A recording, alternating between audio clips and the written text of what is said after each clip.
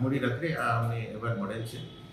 જે પ્રથમ અમારી પાસે વિગત છે એ મુજબ ફાયર બ્રિગેડને એક કોલ મળેલ હતો કે જે ચકડોળ છે તે એમાં કોઈ યાંત્રિક ખામીને લીધે બંધ થઈ ગયું છે ને કોઈ પરિવાર ફસાયો છે.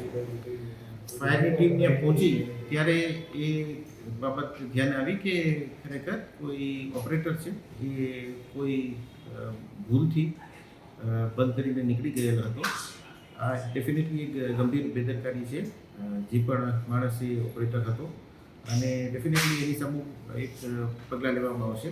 એજન્સીને પણ અમે તાકીદ કરી છે કે ભાઈ આ બાબતનું પુનરાવર્તન ન થવું જોઈએ.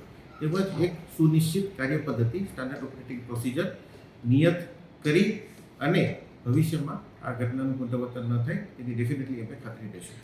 હાલ અમે એક અહેવાલ મંગાવી રહ્યા છીએ. ગઈકાલ રાતના ઘટના બની છે. મારી પાસે સંપૂર્ણ વિગત નથી કે આના માટે કાર્ય પદ્ધતિ હતી કે નહીં, કોઈ સુપરવિઝન હતું કે નહીં, કોઈ માણસની જ ભૂલ છે કે વ્યવસ્થાની ભૂલ છે.